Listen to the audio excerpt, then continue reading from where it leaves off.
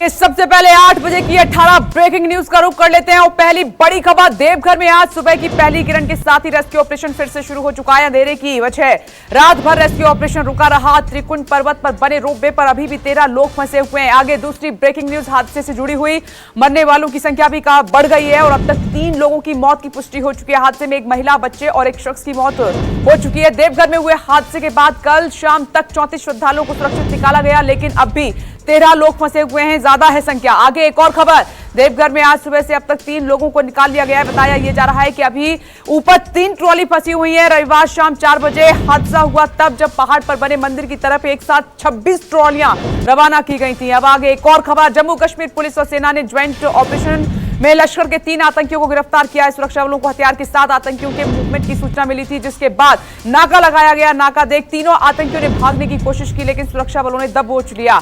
8 बजे की एक और ब्रेकिंग न्यूज का रुख कर लेते हैं। प्रधानमंत्री नरेंद्र मोदी आज गुजरात को सौगात देंगे। पीएम मोदी सुबह 11 बजे वीडियो कॉन्फ्रेंसिंग के जरिए गुजरात के अदलज में श्री अन्नपूर्णा धाम ट्रस्ट के छात्रावास और शिक्षा परिसर का उद्घाटन करेंगे। पीएम कार्यक्रम के दौरान जन सहायक ट्रस्ट के हीरामणि आरोग्य धाम का भूमि पूजन भी करेंगे। अब आगे एक और खबर आपकी टीवी स्क्रीन पर। 8 बजे की ब्रेकिंग न्यूज एक और, दिल्ली में आज नई सहकारिता नीति पर अहम कार्यशाला होने जा रही है। 2 दिन चलने वाले राष्ट्रीय कार्यशाला का अमित शाह शुभारंभ करेंगे और नई नीति का उद्देश्य सहकारी समितियों की पहुंच को जमीनी स्तर तक बढ़ाना है और सहकारी क्षेत्र को मजबूत करना है। रहेगी नजर आगे पश्चिम बंगाल से एक बड़ी खबर, पश्चिम बंगाल की 2 सीटों और महाराष्ट्र, बिहार, छत्तीसगढ़ की एक सीट पर उपचुनाव है। बंगाल की आसनसोल लोकसभा सीट और बालीगंज विधानसभा सीट पर सबकी नजर है। आसनसोल सीट से टीएमसी ने शत्रुघ्न सिन्हा को मैदान में उतारा है, जबकि बीजेपी की ओर से विधायक अग्निमित्रा पॉल मैदान में है।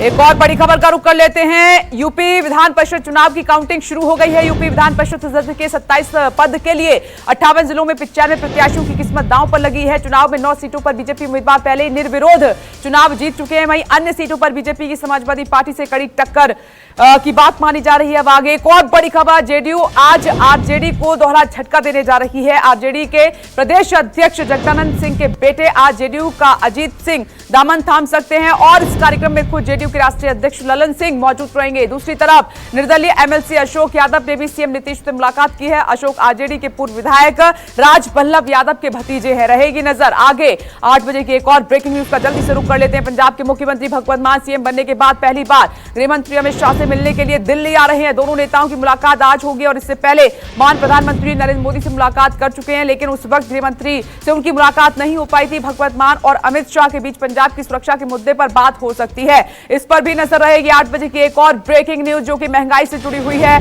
देश में पेट्रोल, डीजल और सीएनजी के दाम काफी तेजी के साथ बढ़ने के बाद उबर और ओला के ड्राइवर लगातार मांग कर रहे हैं कि कैब सर्विस के रेट बढ़ाए जाए। अब उबर कंपनी ने इस मांग को स्वीकार कर लिया है और 12% तक रेट बढ़ा दिए। इसकी मार पैसेंजर्स पे पड़ेगी। वहीं उबर अपने नए ड्राइवरों की मदद करने के लिए ट्रिप प्राइस दिल्ली एनसीआर में 12% बढ़ा रहे हैं। अब आगे एक और खबर, 12वीं ब्रेकिंग न्यूज का रुख कर लेते हैं।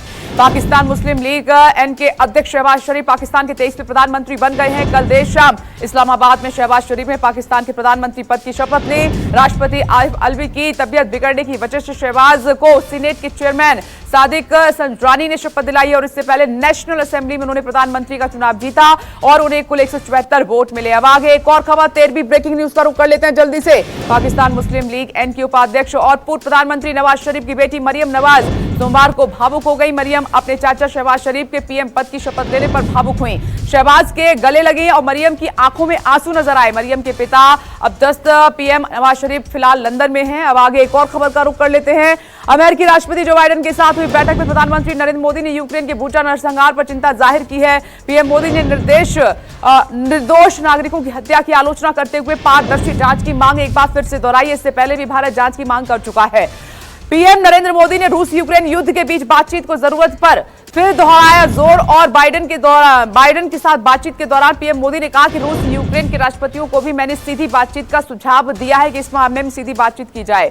अब आगे बढ़ते, रूस यूक्रेन युद्ध के बीच पीएम मोदी से हुई बातचीत को अमेरिका ने अहम बताया है। भारत को बेहद साझेदार बताते हुए जो बाइडेन प्रशासन ने साफ किया है कि अमेरिका ने भारत को रूस से आयात करने वाली 1 से 2% ऊर्जा जरूरतों को डाइवर्सिफाई करने में मदद करने की पेशकश भी की है। है ये बातचीत में निकलकर सामने आया है। अब एक और खबर, भारत और अमेरिका के बीच चौथी 2+2 वार्ता हुई है। भारत की तरफ से रक्षा मंत्री राजनाथ सिंह और विदेश मंत्री एस जयशंकर की अमेरिकी रक्षा मंत्री लॉयड ऑस्टिन और विदेश मंत्री एंटनी ब्लिंकन से बातचीत हुई। दोनों देशों ने आर्थिक, रक्षा और सामरिक संबंधों को और मजबूत किया है, नई ऊंचाइयों पर ले जाने की बात हुई है, सहमति हुई है। 2+2 बैठक के बाद रक्षा मंत्री राजनाथ सिंह ने अमेरिकी राष्ट्रपति जो बाइडेन से भी मुलाकात की है। तस्वीर आपके सामने। अब आगे एक और खबर, श्रीलंका में प्रदर्शन और तेज हो गए हैं। राजधानी कोलंबो में पिछले 8 दिन से प्रदर्शनकारी लगातार वहां पर प्रदर्शन कर रहे हैं और गोटबाया, राष्ट्रपति गोटबाया के इस्तीफे की मांग काफी तेज हो चुकी है। प्रदर्शनकारियों के जज्बे को देखकर सरकार की मुश्किलें अब काफी बढ़ती हुई नजर आ रही हैं।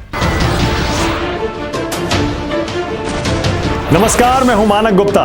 अगर आपको हमारा ये वीडियो पसंद आया हो तो इसे लाइक और शेयर जरूर करें और हां, हमें सब्सक्राइब और फॉलो करना ना भूलें ताकि आप देश और दुनिया की कोई खबर मिस ना करें। तो जुड़े रहिए हमारे साथ और देखते रहिए न्यूज़ 24।